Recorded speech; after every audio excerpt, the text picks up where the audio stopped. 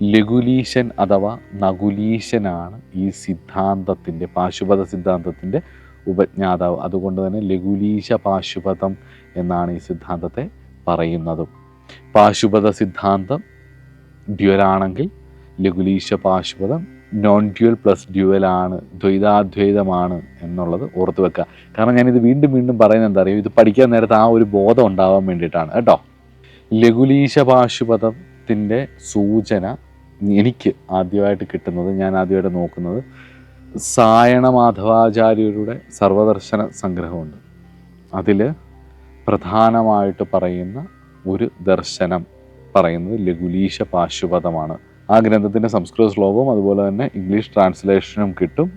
EB കൗവൽ, AE എന്ന് പറഞ്ഞ് രണ്ടുപേര് എഴുതിയിട്ടുള്ള സർവദർശന സംഗ്രഹം ഇൻ്റർനെറ്റിൽ അവൈലബിൾ ആണ്, ആർക്കൈവ്സിനകത്തുകൊണ്ട്. അതുപോലെ തന്നെ നിങ്ങൾക്ക് വാങ്ങിക്കാനും ഹാർഡ് കവർ കോപ്പിയൊക്കെ വാങ്ങിക്കാനും പറ്റും. വാങ്ങിച്ചു വെക്കേണ്ട ഒരു പുസ്തകം കേട്ടോ.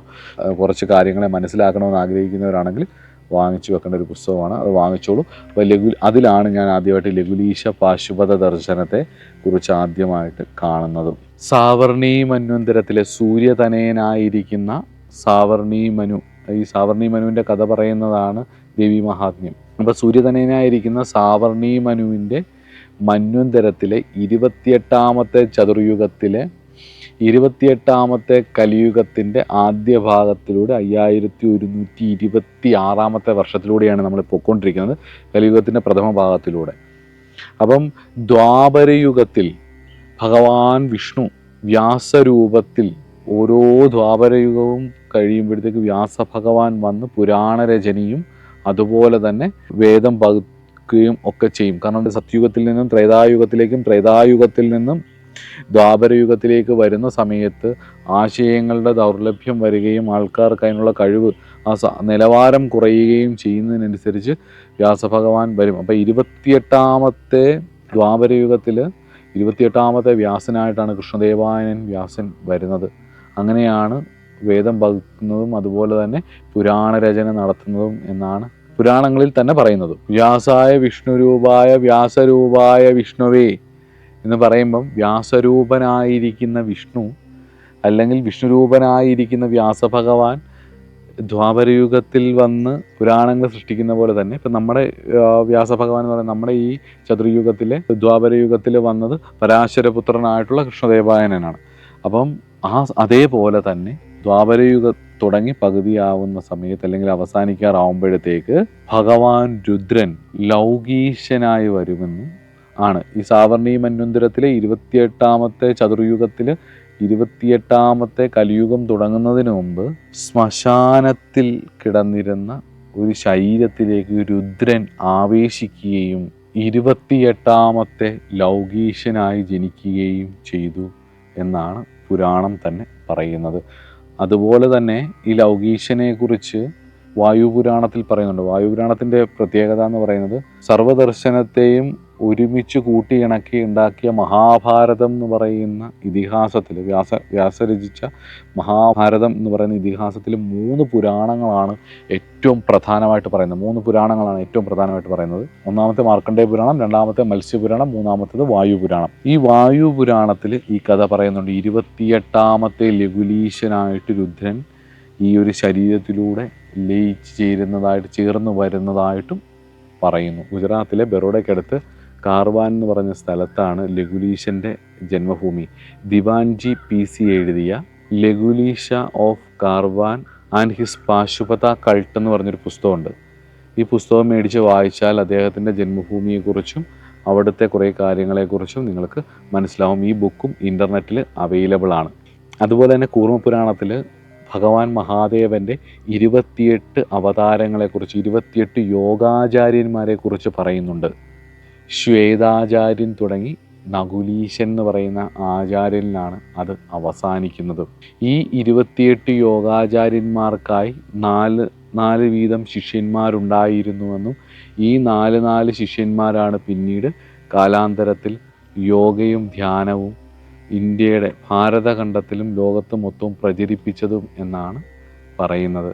ഈ 28 യോഗാചാര്യന്മാരിൽ നകുലീശാചാര്യന് 4 ശിഷ്യന്മാർ ഉണ്ടായിരുന്നുവെന്നും ഈ 4 ശിഷ്യന്മാരെ കൗശിക അല്ലെങ്കിൽ കനിക എന്നും ഗാർഗ്യ, മൈത്രേയ, കുരുഷ അല്ലെങ്കിൽ രുഷ്യ എന്ന് പറയും. ഈ 4 പേരാണ് പിന്നീട് ലൗലീശ്യനിൽ നിന്നും ഈ ലൗലീശ പാശുപതം പഠിച്ചുകൊണ്ട് ഭാരതത്തിൻ്റെ 4 ഭാഗങ്ങളിലേക്കും ഇവർ 4 പേരുമാണ് പിന്നീട് പാശുപത സിദ്ധാന്തം ലൗകീശ ലഘുലീശ പാശുപതം പ്രചരിപ്പിച്ചതും എന്നാണ് പറയുന്നത്. ഈ സിദ്ധാന്തത്തിൻ്റെ അടിസ്ഥാന ടെക്സ്റ്റ് എന്ന് പറയുന്നത് ലഘുലീശനാൽ തന്നെ വിരചിതമായിട്ടുള്ള പാശുപത സൂത്രം എന്ന് പറയുന്ന ഗ്രന്ഥമാണ് ഇതിൻ്റെ ബേസിക് ടെക്സ്റ്റ്.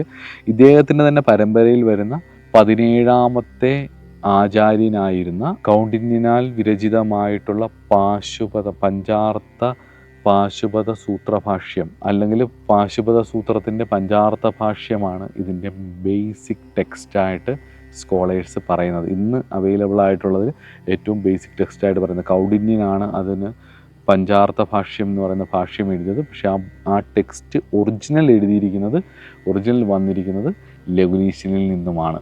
ലഘുലീശ പാശുപതത്തിൽ ഇവ കൂടാതെ കുറച്ച് ഓൾഡ് ടെക്സ്റ്റുകൾ പറയുന്നുണ്ട്. ഹരദത്താചാര്യൻ്റെ ഗണകാരിയ, അതുപോലെ തന്നെ സൽക്കാര്യ ടീക്ക, അത് എനിക്ക് തോന്നുന്നു ദാസസർവജ്ഞനാൽ നിർമ്മിതമായതാണെന്ന് തോന്നുന്നു. അതുപോലെ തന്നെ വിശുദ്ധ മുനിയാൽ വിരചിതമായിട്ടുള്ള യമപ്രകരണം, അതുപോലെ തന്നെ ആത്മപ്രകരണം തുടങ്ങിയിട്ടുള്ള ഗ്രന്ഥങ്ങൾ. അതുപോലെ തന്നെ ഈ ലഘുലീശ പാശുപതത്തിൽ അജ്ഞാതകൃതമായിട്ടുള്ള അനവധി ഗ്രന്ഥങ്ങളും ഉണ്ട്. ഇങ്ങനെ ഒരുപാട് വളരെ വിശദമായിട്ടുള്ളൊരു ആധ്യാത്മിക അറിവുകളിലേക്ക്, ശൈവ സിദ്ധാന്തത്തിൻ്റെ പ്രാചീനമായ അറിവുകളിലേക്ക് എത്തിപ്പെടാൻ ഈ ഗ്രന്ഥങ്ങളെ സഹായിക്കും. ഇതോടൊപ്പം തന്നെ എനിക്കിഷ്ടമുള്ള കുറച്ച്, അല്ലെങ്കിൽ ഞാൻ റെഫർ ചെയ്തിട്ടുള്ള ലഘുലീശ പാശുപത സിദ്ധാന്തവുമായിട്ട് ബന്ധപ്പെട്ടിട്ടുള്ള കുറച്ച് ബുക്കുകളും കൂടെ ഞാൻ പറഞ്ഞുതരാം. ജിജ്ഞാസുക്കൾക്ക് അത് ഉപകാരപ്പെടുമെന്ന് ഞാൻ വിചാരിക്കുന്നു. അതിലൊന്നാമത്തേത് Lakulisha in Indian art and culture, M C ചൗബയുടെ ബുക്കാണത്. അതുപോലെ തന്നെ ഞാൻ മുമ്പേ പറഞ്ഞ സർവ്വസിദ്ധാന്ത സംഗ്രഹം എന്ന് പറഞ്ഞ ഗ്രന്ഥത്തിൽ 10ാമത്തെ ചാപ്റ്റർ ഈ ലൗലീശ സിദ്ധാന്തത്തെക്കുറിച്ചാണ് പറയുന്നത്. അതുപോലെ തന്നെ ലൗകീശ പാശുപത എന്ന് പറഞ്ഞിട്ട് ഫിലോസഫി ആൻഡ് പ്രാക്ടീസ്, ഗീതാ കൗക്കർ, ഗംഭീര പുസ്തകമാണ്, വായിക്കേണ്ട ഒരു പുസ്തകമാണ്. ഇത് ഇൻ്റർനെറ്റിൽ അവൈലബിളുമാണ്. അതിൻ്റെ ഒരു പ്രത്യേകത പറഞ്ഞാൽ ഇതിനകത്തൊരു ക്രിട്ടിക്കൽ റീഡിങ് ഉണ്ട്. എന്തുവാന്ന് ചോദിച്ചു കഴിഞ്ഞാൽ ഞാൻ വേറെ എങ്ങും കണ്ടിട്ടില്ല. പതാഞ്ജലി യോഗ സൂത്രവും അതുപോലെ തന്നെ അതിൽ പറയുന്ന അഷ്ടാംഗ യോഗങ്ങളും ഇതിൽ പറയുന്ന പാശുപത സൂത്രത്തിലെ പഞ്ചാർത്ഥ യോഗ സബ്ജക്റ്റുകളും തമ്മിലുള്ള ഒരു ക്രിട്ടിക്കൽ റീഡിങ് ഈ ഗീതാ കൗക്കറിൻ്റെ ബുക്കിനകത്തുണ്ട്. അപ്പോൾ അത് വളരെ എഫക്റ്റീവാണ്.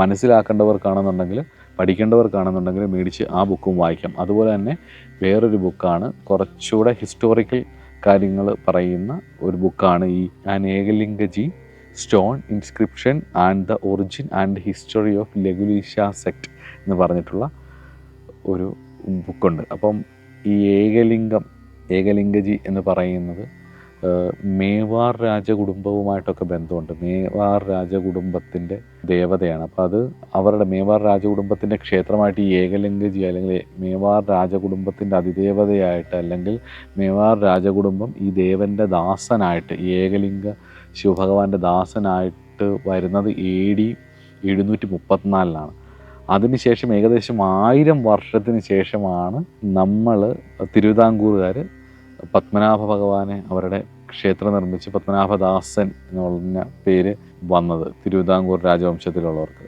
പത്മനാഭദാസൻ അല്ല പത്മനാഭസ്വാമി, ഗോഡ്സ് ഓൺ കൺട്രി എന്നൊക്കെ പറയുന്നത്.